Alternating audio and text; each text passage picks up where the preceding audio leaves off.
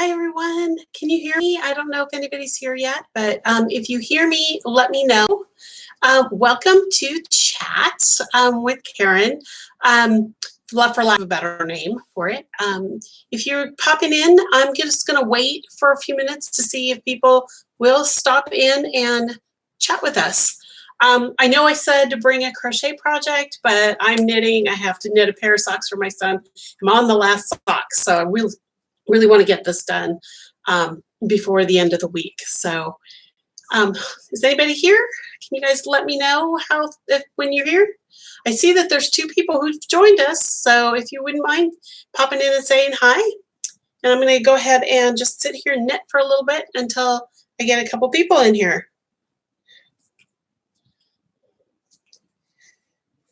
Got a few things I'm going to show you today, some things that I've been teasing about on Instagram. So if you're an Instagram follower, you're going to get to see a couple things that I've been working on that I haven't really posted anything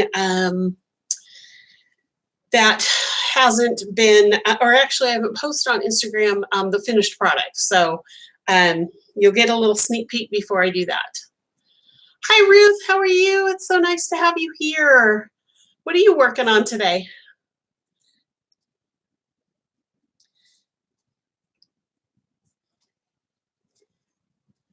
I'm here working on a sock for my son. Actually, I have one finished right here. I can show you guys while we're waiting for people to be here. This is actually my grandmother's pattern. I had found this several years ago, and it's just a vanilla sock pattern. I don't know if you can see it. The yarn is Knitted Wits sock, I think is what it's called. Knitted Wits sock, but the colorway is part of her national parks.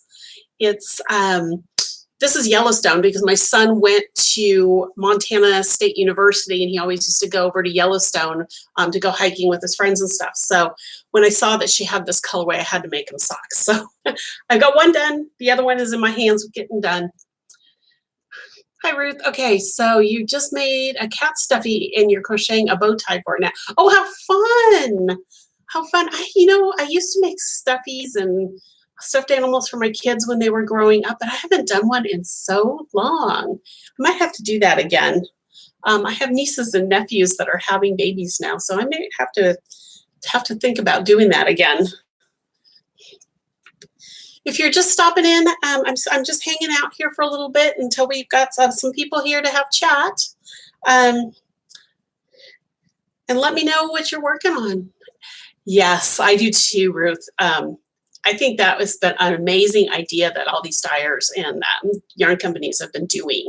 And even the designers have been designing, I guess, national park theme ideas and shawls and all sorts of stuff. So I do too. But when I saw Yellowstone, I had to get it for my son.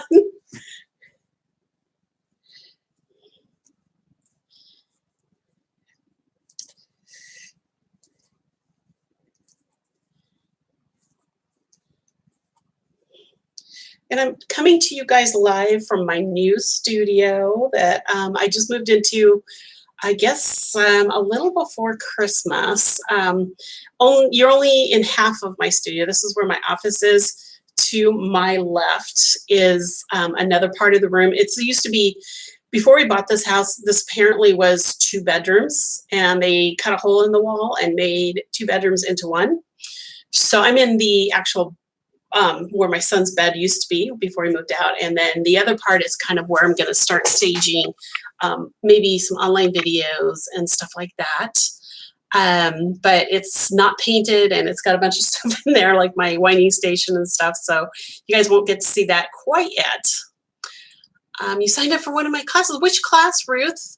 I'm really hoping we'll be able to convene to you. I'm not gonna say never until until the last minute because CGOA is one of my favorite events.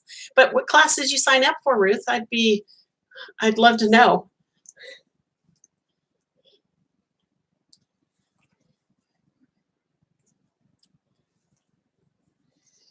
And for those of you who are just joining us, if you don't know what CGOA is, it's the Crochet Guild of America, and they're having Chain Link Conference this July. The dates are escaping me right now. It's like the last full week of July, I believe. It starts on Wednesday that week and ends on Saturday. And this year we'll be in New Orleans.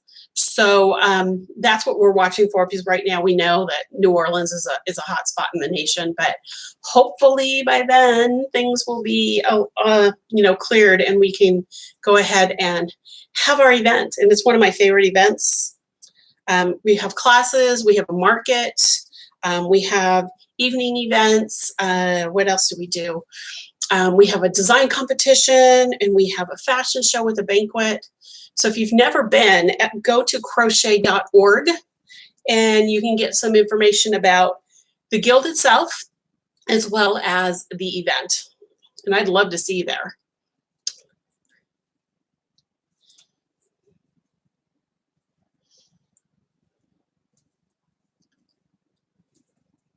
And I'm teaching, I believe, 5 classes. I have two 6-hour classes. One is cuff down crochet socks, and the other is top down sweaters crochet style. Both of those are 6-hour classes, so they take a full day. And then the other classes I am teaching are, let me see if I can remember because I don't have them up on my screen. I believe I'm doing a colorwork class. I'm doing a Tunisian's Basics class. And I'm doing, now if I can remember, Tunisian Basics, colorwork, and shawl shapes. I believe that's the other one, is the shawl shapes class where I'm teaching how to shape shawls. Oh no, it's finishing. That's the other class. Oh, you're taking the socks class. Great. I love teaching socks. I mean, I knit socks, I crochet socks. I actually learned, you'll hear this in class, but I actually learned to knit socks because I wanted to understand construction so I could crochet socks. And I actually learned from the pattern I'm using right now from my grandmother to learn to knit socks so that I could teach it and break it down. And so I've been teaching that class for a while, and I'm so excited. It hasn't been on my schedule for a long time, so I'm really excited that CGOA picked it up again. Yay!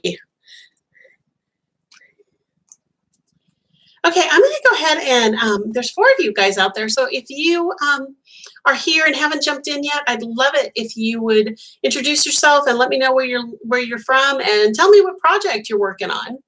I'm going to go ahead and talk about a couple things that I wanted to talk about with you guys today.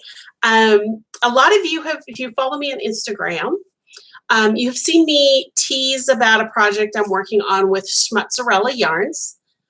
Oh, yay, Ruth. Okay, jumping into crochet socks. Crochet socks, you'll love it. Once you really get into it and understand all the construction pieces, you're going to love it. It's addicting.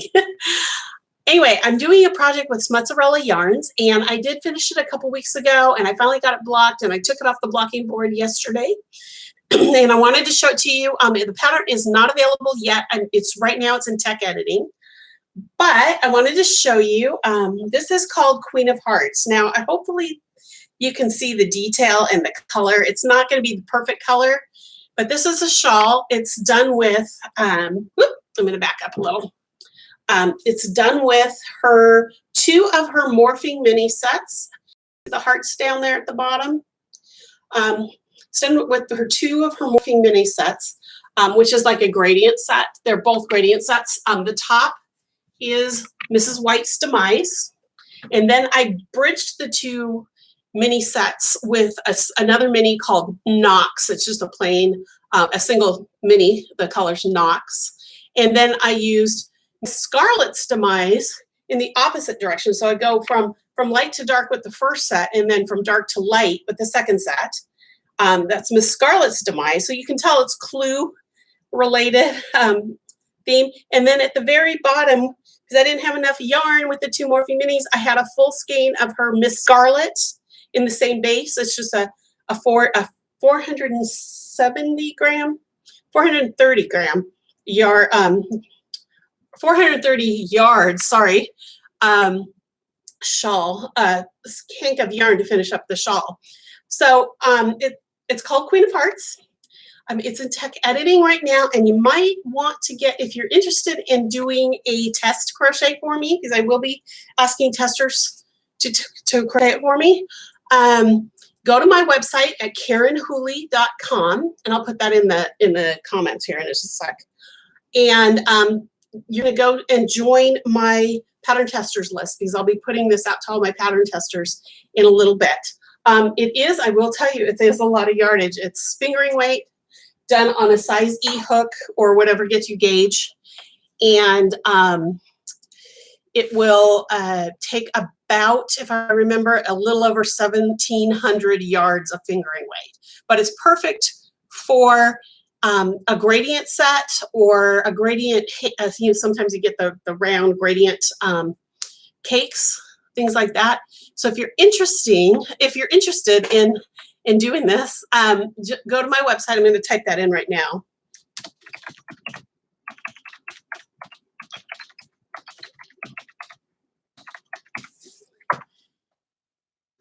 And then if you go to my website and click on the very far right, there's like extras.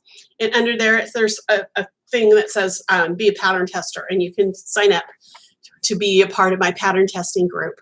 Right now I have about 100 people on there, but not everybody responds, because I pretty much tell you that if you can't do it, just don't respond. So the people who do respond will most likely get to test the pattern.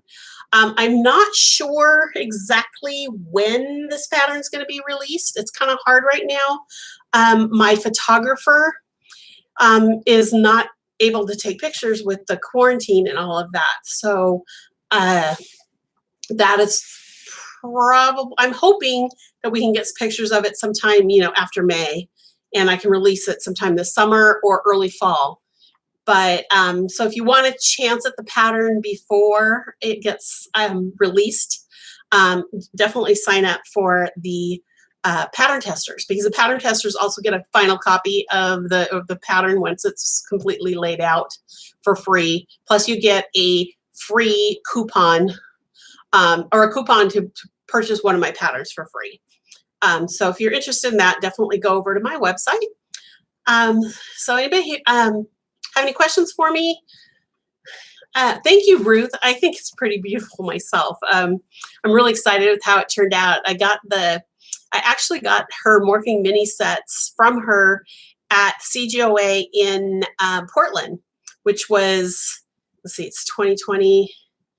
It was 2018. And I had this idea in my head, but it just wasn't coming together. So it took me a couple of years to actually get the whole project to come together. So I'm really excited on how it turned out. So I wanted to show you another thing that I've been teasing about on Instagram. I released the cover of my new book that's coming out later this spring, and it's called Modern Italian Lace Crochet. And here's my proof copy. You can see it says not for resale here, because this is just from the printer to make sure that I can review the printing and all that stuff. So this is the cover, but this is the entire book. I'm really excited. You can see the whole cover. I'm so excited for this. I'm not 100% right now when the release date's going to be. Originally, I was going to release it in June, but I might push it a little earlier because of all the things that are going on in the world right now. And a lot of people have shown me a lot of interest in getting this book in their hands, especially since we're all in quarantine. But I thought I'd share a couple things in here. The reason it's called Modern Italian Lace Crochet is because it's kind of a love letter from me to my grandmother, my nonna, who taught me to crochet. She learned from her Italian grandmother in Italy, and all of the patterns in this book are from either stitch dictionaries or pieces that she brought back with her from Italy, or some Italian stitch dictionaries that I have purchased myself over the years. The first part of the book, and I'll show you the first page here of the book, is the story of my nonna. And That's my nonna when she was a baby.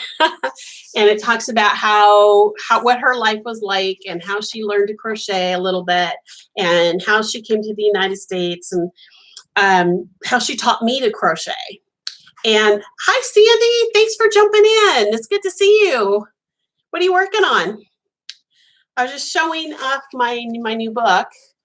So anyway, there's a story. There's pictures of me with my grandparents. There's a whole lot of other things. You get to see my very, very first project that I ever had. I'm not going to show it to you guys right now. It's in the book. But and then the rest of the book is pretty much laid out the same way I've done my previous books, with abbreviations and how to read a chart and how to block, that kind of thing. But we've laid out the book a little bit differently because now the patterns are all in one spot. We have they're always been in one spot, but we have more pages that say these are the patterns because I've written a whole story at the front. Hi, Leslie from Australia. Welcome. Thanks for joining us today. I was just sharing my book, my new book that's coming out this spring. And again, for those of you just joining me, I'm not 100% sure. It might come out in May instead of June 23rd. I'm still working on a few things behind the scenes. But this is my proof. That's why you see this gray line here. It just says not for resale. This is the proof from the printer so that I could check all the pictures and make sure everything was in the right place. But I'm so excited because every one of these patterns is what I've done is, I'm going to show you the first one here. Hang on one second. Let me show you the very first one, which I'm super excited about. I'm excited about every pattern in here, but okay, so the first one is called Architettura, which is architecture in Italian. So every one of these patterns has an Italian name with a translation, so you know what I'm talking about. This is a shawl that's designed to be, it kind of reminds me of all the architecture of the walled city of Lucca, Italy, which is where my grandparents grew up, well, my mom's parents grew up. Because I'm 100% Italian. My mom's family's from the Tuscany Valley, and Lucca is the main city there. And then my dad's family, my grandmother, who was the knitter, her family and my grandfather's family on that side, Nonno Jack, came from an area called Apicella, which is just outside of Genoa. So I am 100% Italian, although my dad always says that his family's town is so close to the German border that he really thinks we have some German blood, because I'm one of those Italians who is very pale-skinned and I burn very easily. My dad says that's the Germans. So that is kind of my story. My whole story of how I learned to crochet from my grandmother, not all of it, but a lot of it is on my blog right now, but how she learned and how this whole thing got started is in this book. So I hope that as soon as I get it released, you guys will get to read the story and let me know what you think about how I learned to crochet and the things that I've done in this book. But again, it's kind of a love letter to my nonna, thanking her for teaching me to crochet. Because right now, I don't know about you guys, but right now crochet has been my saving grace. I've been doing a lot of it crocheting and a lot of knitting. As I said before, I'm working on socks right now for my son. So tell me, Sandy and Leslie, you just jumped in. Tell me what you guys are working on right now. I'm here knitting socks. I said at the beginning of the video, this is Leslie, the book will be available. I don't have an exact date yet. Originally, it was supposed to be June 23rd, but there's a good chance I'm going to release it early because of all of this pandemic. People have been asking for something new that they can crochet with. So if you're not a part of my newsletter, go to my website at KarenHooley.com. I have the link in the chat right now, and you can sign up for my newsletter right there. And I just released the cover this last week. I'm waiting right now for a bunch of copies to get here so that I can make sure that the final print without the proof information on it is still going to be good. And then then I'll get all the process going to put it online. Ruth says, oh, your Uma taught you. That's awesome. A lot of us learn from our grandmothers. Sandy and Leslie, who taught you to crochet, or did you teach yourself to crochet? I'd love to know how you guys learned to crochet. For those of you who just joined me too, I'm knitting today instead of crocheting because the project I'm crocheting is actually my next mystery crochet along project, and so I can't show you what it is yet. But if you're interested in my mystery crochet alongs, it depends on when the tech editing gets done, but I'm going to try to get it done so that we can do a mystery crochet along maybe July or August. So there's that coming up too.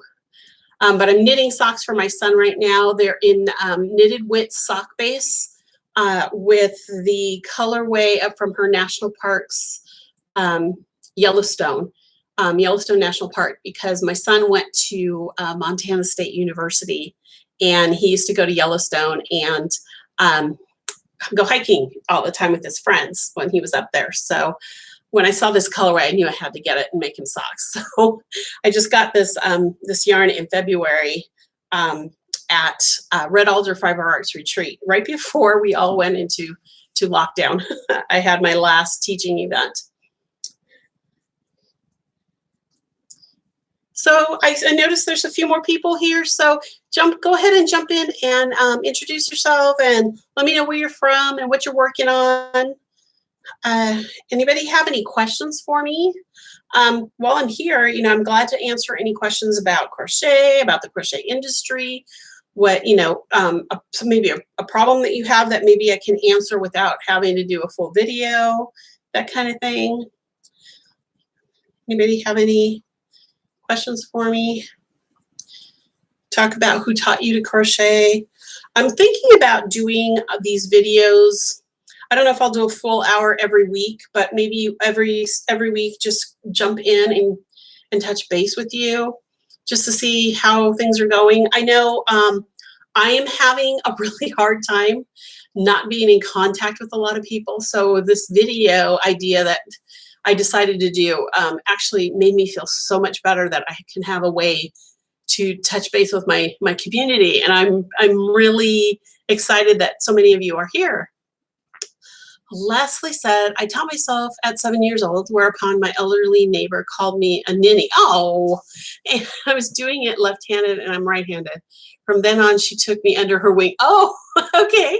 Wow. Okay. I can understand that though. And I mean, if you were 7 years old and you were trying to do it with your left hand, that makes sense. I wouldn't have called you ninny though. But that's awesome. See, I was 7 years old when I learned too. So I know how interesting that can be. I mean, I was hooked from the moment she started to teach me, but it was, it's you got to have that hand-eye coordination when you're that young.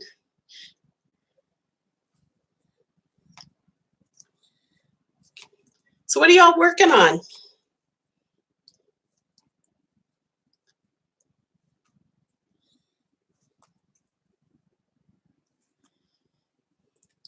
I'm actually kind of glad I have this sock to work on because it's a vanilla sock pattern. It's the pattern my grandmother used to make for my family when I was young, my dad's mother, who was the knitter. And I found her old pattern in a box that was left to me after she passed away. And I learned to knit because I wanted to make that pattern. So it's kind of fun. That was 52 years ago. I'm at the 47 mark, so I understand. I learned in 1974, so I get you. I totally get you. I learned, my grandmother only spoke Italian, so I learned all my words like punto doppio and I'm trying to remember what other ones. Uncinettos, crochet. It's been a long time since I've really read Italian patterns other than working on this book. But even those are now mostly charted these days. even in the old patterns, they used to use a form of charting. So, yeah, times were tough. Yeah, it was tough. I remember in the 70s using the, what do you call it? The acrylic yarns, you know, Eve Red Heart and Karen yarns and Dazzle Air. I don't know if you guys remember Dazzle Air. And it were all really acrylic, crunchy, not real soft yarns. I mean, it would eventually get soft, you know, as you used them or washed them, but they were really, really crunchy. You're making up Tunisian crochet? Is that tea crochet, Tunisian crochet blankets, Leslie? That's awesome. That's awesome. I have a baby blanket I need to make. I have a niece and nephew who are having a baby pretty soon, actually, I think in September, and I need to get that baby Afghan done. I just reminded me. Oh, Crafty One, you remember Dazzle Air? Yes. Remember those halos? I mean, mohair style halos, but it was acrylic yarn. Yeah, I did a lot of Dazzle Air back in the day. But I was, you know, I was a little girl in my, you know, pre-teens. Well, before I was even 10, I was crocheting. So, yeah, didn't like Dazzle Air when I had to rip things out. I used a lot of Red Heart and a lot of Simply Soft back in the day, and a lot of thread because my grandmother taught me mostly thread work, mostly Italian lace, and that's where my book that I'm releasing, Modern Italian Lace Crochet, is going to be coming from is the lace work, but I'm using fingering and there's a couple patterns in there that are lace weight yarn, but still I use bigger stitches and bigger hooks. So hopefully they're not intimidating. Oh, and Sayel, yes, I forgot about Sayel and the rug yarn. Crafty When you're not old, because I'm not old and I use those yarns too. I'm not going to admit I'm old. Sayel. I forgot about Sayel. Yeah, that's another one. Hi, Deborah from Gig Harbor. Yay. Oh, yes. Oh, it was a very dry yarn, very rough, but it made great rugs. I mean, I made a lot of rugs. Shopping for, yes. Yeah, exactly, Leslie. Having all the borders closed, and it's I don't know if anybody else is feeling kind of sad at this point. I don't know how else to describe it, but sad is a lot of my shops that I usually work with are closing their doors because they're non-essential. And I keep thinking, you know, a lot of them are one career, but it's been hard for everything. So making things and having a stash right now has saved my life, honestly. Saved me from going crazy, let's put it that way.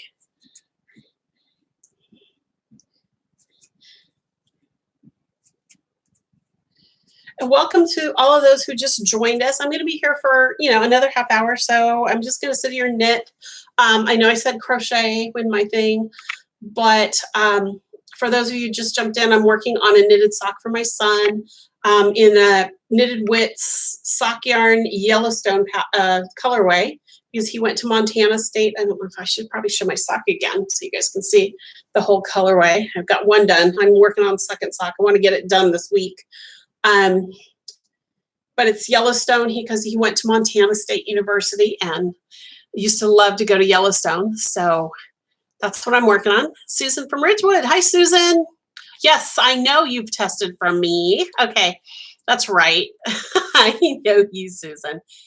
Missing stopping in local stores and hoping they survive this. I know, me too. I had to actually this weekend drive to my daughter's university because it was supposed to be mom's weekend this weekend, and of course it got canceled. And but my daughter university is in a snowy town, and she has to get her snow tires off. So I had to bring her regular tires to her. So I literally drove over there, got the tires swapped out, spent the night, and came home. It's pretty much what I did. And her town, which is usually a bustling university town, it was, I mean, it was a ghost town. Even driving through campus, hardly anybody was going through it. So yeah, I'm hoping that everybody survives this. You get cross. They keep bottle shops, alcohol. Yes. Yet they close our craft and yarn stores. I know, right? Right. I'm so glad I hear in the United States. I know Michael's, I think Joann's too, is they are doing online orders where you can go pick them up. So at least the big box stores are open for those who want to do any sort of crafting. But the local yarn shops, they're all closed. Very few of them are doing online ordering at this point. All right, Deborah. Okay, you'd be printing it very slowly and a very beginner. Once you get the hang of it, it's not that much. I mean, it's 2 needles versus 1 hook, but it's not that much different than crocheting once you kind of get your rhythm going. Because I'm a picker, what they call a picker. So I hold my yarn in the same hand that I do when I crochet. Continental knitting is what they call it.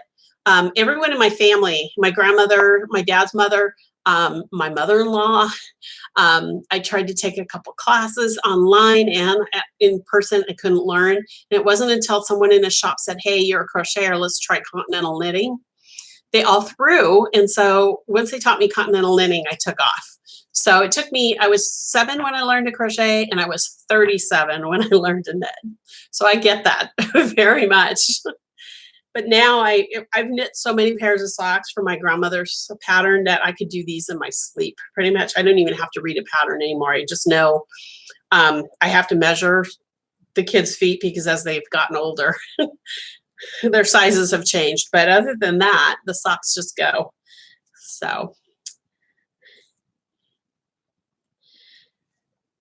I'm just hoping, one of the things I've been trying to tell everybody, if you're on my newsletter, you may have read this, but there's our industry, the crochet and knit industry is getting hit real hard with all the events just canceling or being postponed. And, you know, a lot of the companies who feel they are, they're not essential, which I guess I don't know how else you can, why. I mean, I know that they're considered nationally non-essential, but for those of us who knit and crochet, yarn companies are essential.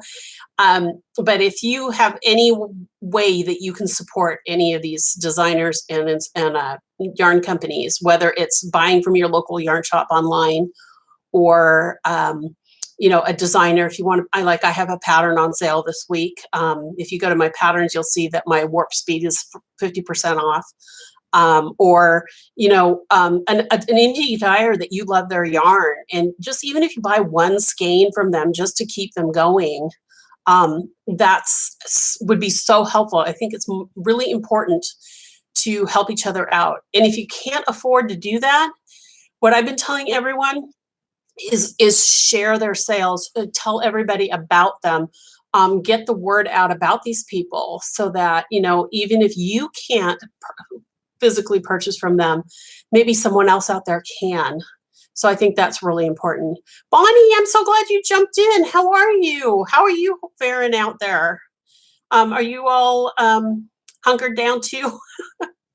I feel like I have been living in this room right now. It's so good to see you. And then Leslie says, you're a thrower. You were raised in Wales. Very cool. Thinking of learning continental style. Recommendations on learning continental style. There is actually, I don't know if you are part of Craftsy Blueprint at all, but my friend, oh gosh, now her name I just lost her name. She has a continental knitting class on there, and I know Craftsy right now, or I keep calling them Craftsy, they're now Blueprint. They're doing free streaming right now. And she has a continental knitting class that I highly recommend. That's probably the best way. Or if you eventually can get to a shop that that is open once this ban is lifted and you know, all the borders open up, I would ask your local shop if there is somebody that can teach you continental knitting. It's really not hard. I think the hardest part is understanding purling. Because purling, even though it's the yarn wrap is exactly the same whether you're a picker or a thrower, at least for my brain, the wrap picking wise was so hard for me to grasp. But once I grasped it, I can now knit both ways. I used to work in my local yarn shop, and I had to be able to help my knitters as well as my crocheters with projects. So if they were throwing, I would throw so that they could understand what I was talking about. But it wraps the same way. It's just you got to wrap your head around how you put the needle in there to get that wrap. I don't know why it was so hard for me to figure it out, but once I figured it out, it was like I was off to the races and running with knitting. So, see, hodgepodge, no pattern, crochet sock yarn blanket. It was very cool. Sandy, post a picture of that on my group. I'd love to see it. Oh, and that's another thing too. If anybody's interested, I do have a Facebook group called hashtag Team Hooligan. I'll put that in there. It's my followers have decided they are the hooligans. So we are now Team Hooligan. So on Facebook, we are Team. So if you're interested, oops, I can't spell. If you're interested in joining the Facebook group, just search for hashtag. You have to have the hashtag in there, hashtag Team Hooligan, and you'll find it. Let's see. I'm trying to catch up with what you guys are posting. I tend to talk a lot, don't I? So Susan said, never got the hang of knitting. Can do basic knit and purl stitch, but always make mistakes and can't figure out how to correct myself without starting over. It takes practice, Susan. It's literally, I mean, I was that way at first too. I think the fact that I have been designing a long time before I learned to knit actually helped me understand how the stitches are put together so that if I dropped a stitch, I could do it. And then my local yarn shop was really, really good about teaching me how to pick up drop stitches. And then when I was working in the yarn shop, that helped as well. So Bonnie says, doing well. Yay, living in Maryland since last Tuesday with hubby Karen. Oh, that's right. Karen McKenna told me that you had been, or somebody, maybe it was Bonnie, not Bonnie. Brenda told me you were with your mother-in-law. Is your mother-in-law doing okay? I hope she's fine. But I'm glad you're home. That's so hard to be away from home, especially in a time like this. Okay. Grandmother, mom, and aunts were learning granny squares, and you joined them. See, there you go. It's always it seems to be a family affair with learning to crochet and knit. Granny squares were one of the first things I learned to do too. I learned all my basic stitches, then I did a lot of thread, but in between, every once in a while, she would throw in something that, like a granny square, or I would buy a pattern because I'm the second youngest of 7 grandchildren on that side of the family. And all my older cousins were having babies. So I was buying leisure arts patterns back in the day. And my grandmother would help me figure out how to make baby jackets and booties and stuff like that. But we never read the patterns. We always did it from the pictures. So I tell that story in my new book. If you haven't seen the cover, for those of you who just joined me, this book, I just released the cover on Friday to everyone. The book is supposed to be released June 23rd, and it may come out earlier. I'm trying to decide if I can do that. So your next you're going to do another beach comber, Sandy? Oh my gosh, that's awesome. Third one. You must really love that pullover.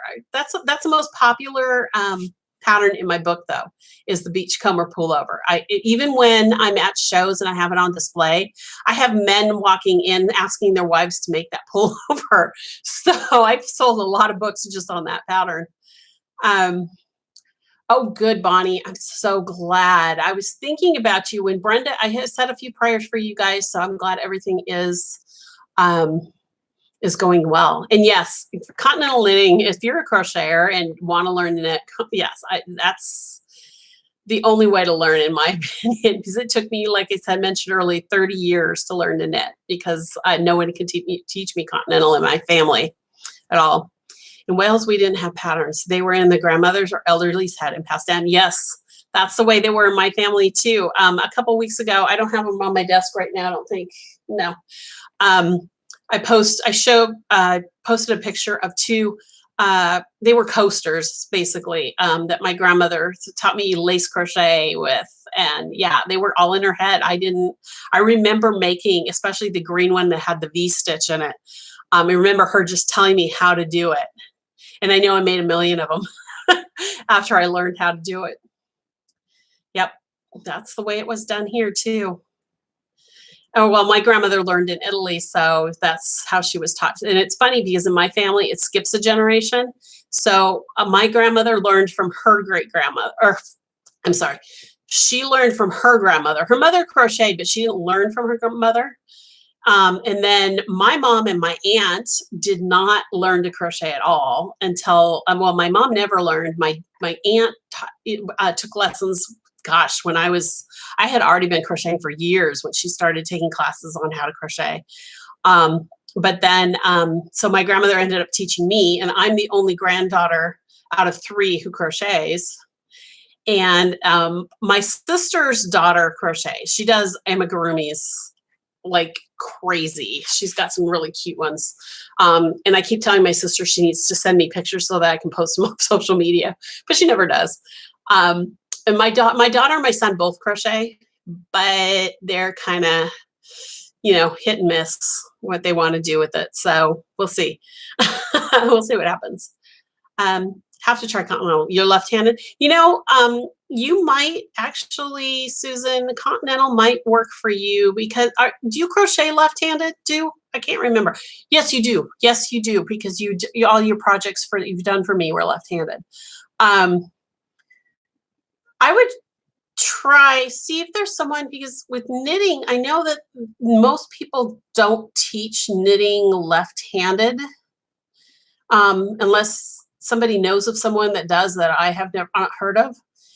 But I can't see any reason why you couldn't learn to knit Continental left-handed too, because you can just flip the yarn being in your right hand. I'd have to think about that for a little bit. But yeah, try it. Try to see if there's someone that can teach you either right-handed or left-handed. That would be my suggestion. We have to keep these old traditional crafts alive. That's so true, Ruth. So true. In fact, the reason I think I became a designer is because when I learned to crochet, and I don't have this in the book, so you guys get a little extra here. When I learned to crochet, it was only me and my nonna who knew that I knew that crocheted. When I was in high school, I would bring projects in my backpack to school, and I'd crochet at lunchtime or in between classes and stuff.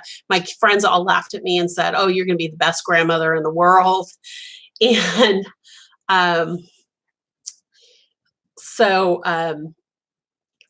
when I was working full time, I really got back into crochet. I mean, I was crocheting all along, but I really got back into crochet because it kind of relaxed me after work at night. And then when I became a mom and I was a stay-at-home mom, I found the Crochet Partners group, if any of you remember that, on CompuServe way back in the early 90s. And that's when crochet kind of exploded for me, because I had no idea there were all these people out there crocheting. So when I started designing, I was thinking, oh, I just need to teach people how to do this, because no one is doing it. And then it was like, poof, my whole mind was blew, because I found all these people who were crocheting. Leslie, use a mirror and copy the mirror, not the device's screen. No, that's a good idea too. That's a good idea too, Leslie, to use a mirror if you can when you're learning to crochet or to knit, Susan. That's another idea. Susan, are you planning to go to CGOA this year? Because if it goes, obviously I'm there with teaching. So if you're going to be there, I'd be glad to like sit down with you really quick and show you a little bit. I mean, it might actually be good for me to try to do it left-handed too. But let me know, and we could do that.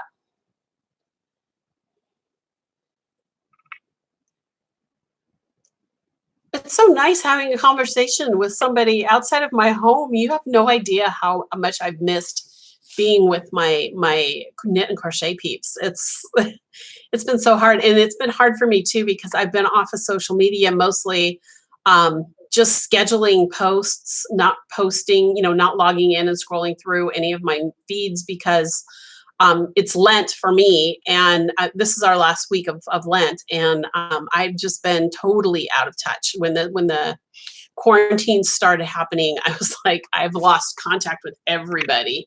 So this has been so great to be able to talk with you guys. You're planning to go as long, yeah, me too. Me too. Bonnie, you're teaching too, aren't you? Are you teaching? I thought so, but I can't remember now. I'm really hoping it goes. We'll see. I'm an asthmatic too, so I have to be really careful. So depending on what the news is, even if it goes, if there's still an outbreak out there, I may not be able to go. But the plan is I will, if I have to wear a mask, I will be there in a mask. So anyway.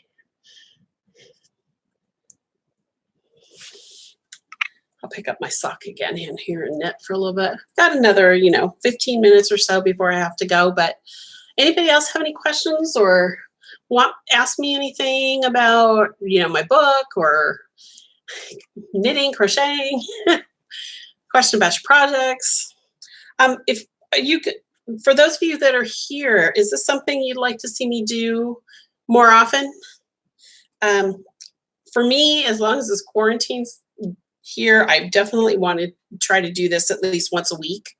But we'll see how it goes.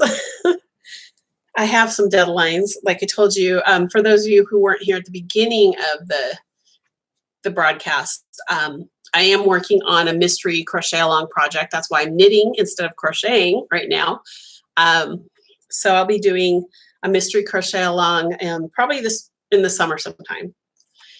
Yay, Anne! I will do this more often. It's kind of fun. I might even think about, I don't know how many of you use Zoom, but even do like a group chat so that I can actually, instead of reading your posts, we can actually see each other's faces and chat a little too. I've been thinking about that as well, how to make that work. Because I know that Zoom has been kind of the overloaded thing, and people have been hacking in and stuff like that. So I've just been trying to figure this all out, but I will do it more often. Anne, where are you from? Thanks for chiming in.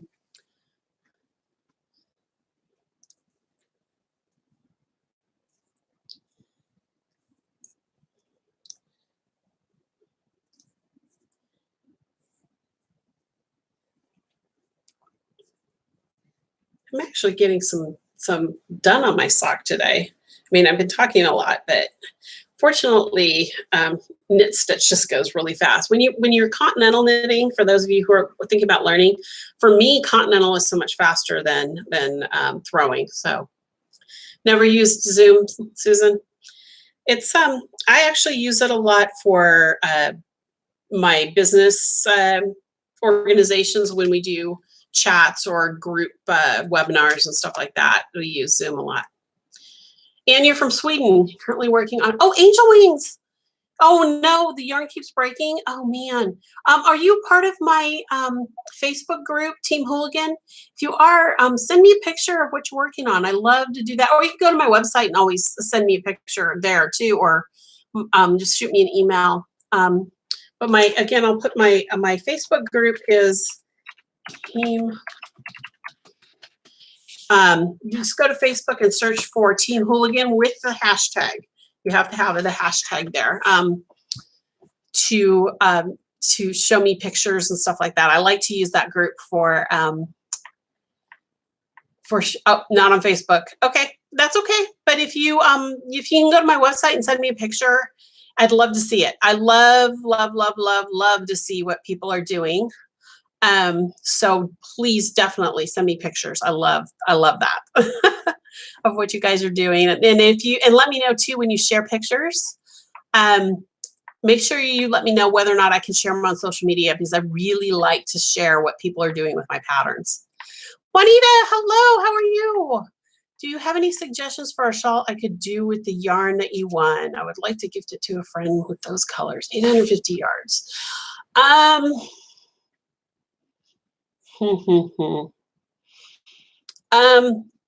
You have more than enough to do any of my patterns.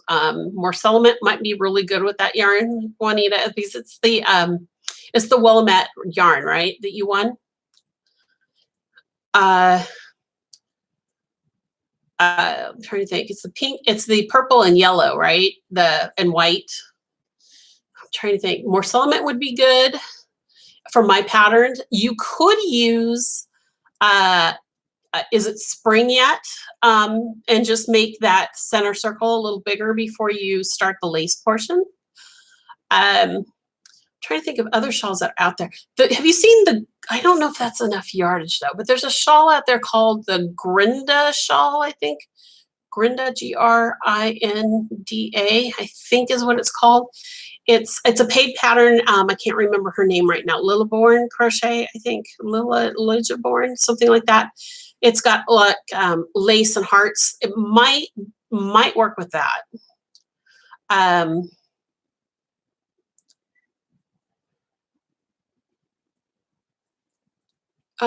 can't think of anything else right now off the top of my head.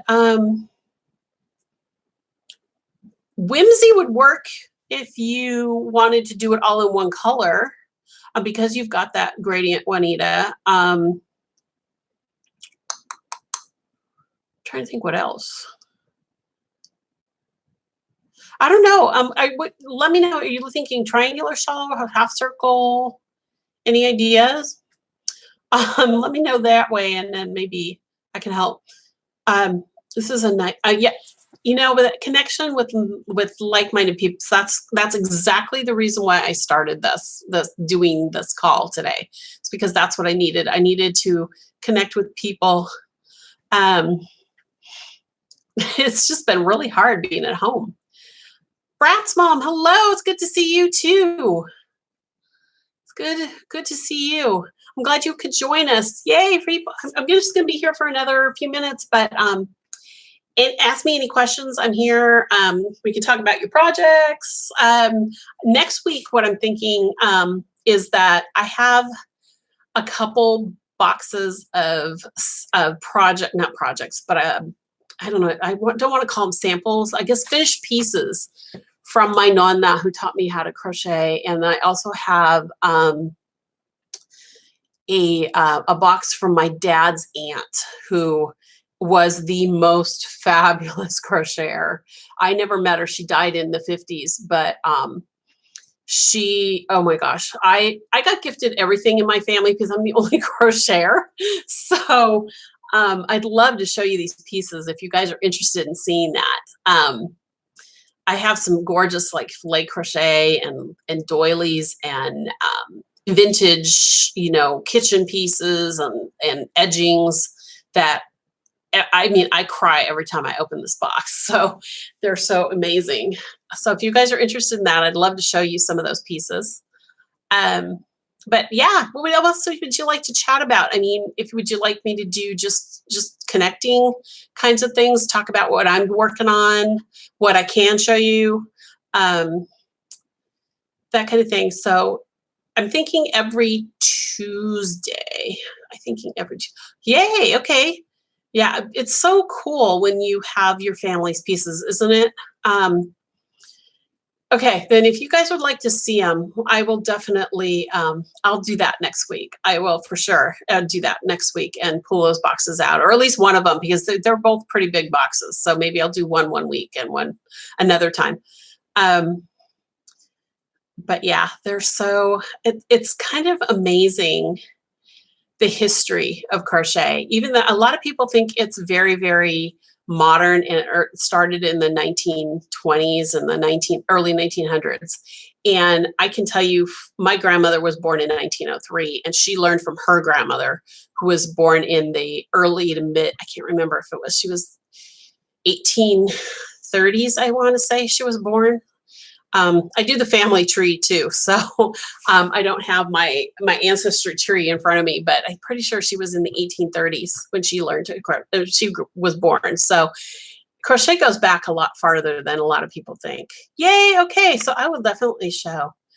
Oh my goodness, Leslie, it's 2 o'clock, almost 3 o'clock in the morning in Australia. You know what? I might. I can see about maybe doing a live stream at a different time that might be a little more conducive to people too. It's just that today I wasn't sure how my day was going to go this week.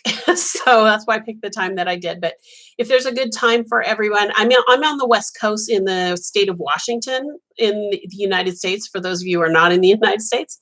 And I'm in the Pacific time zone. So if there's a little bit better time, if I can go later in the day, it's just that, I'm 3 hours ahead of the East, or 3 hours behind the East Coast. So I know it's almost 1 o'clock there. It's almost 10 a.m. here.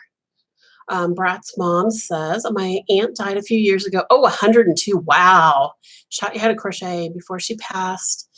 She asked if I remembered the book she gave me. Oh my gosh, remember? Yep. In fact, I can show you the first book my grandmother gave me. Yep, here it is. The first book I ever got. I had to spiral bind it because I use it so much. But this, I don't know how many of you remember Columbia Minerva, but this is very 70s. Look at that lovely color right there. Oh yeah, I still have it. I still have all the books my grandmother gave me. I still have I don't know if you can see behind me, there's a white filing cabinet, and on the other side of the white filing cabinet, I have a 2-drawer filing cabinet, and it has every single leaflet I have ever bought from the time I learned to crochet until current. So, I mean, it's got things from Leisure Arts, it's got things from Annie's Attic when it was Annie's Attic.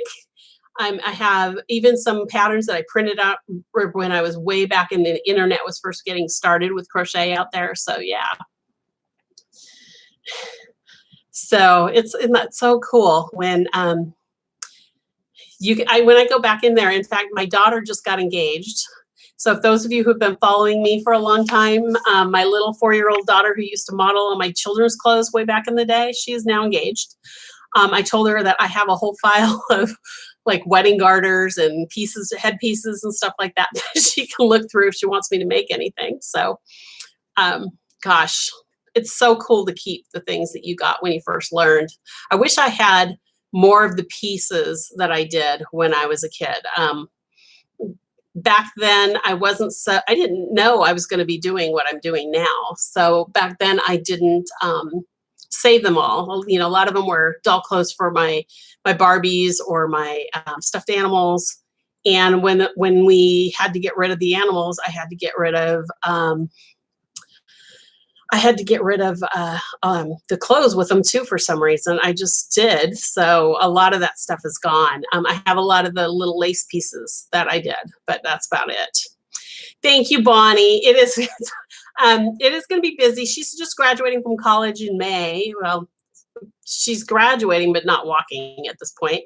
And so we're waiting until all that and she gets a job. And then her fiance actually has 1.5 years left of school because he's got a major that takes a little bit longer. So she's not going to get married for at least 1.5 years. But man, it's going to be busy. Very busy.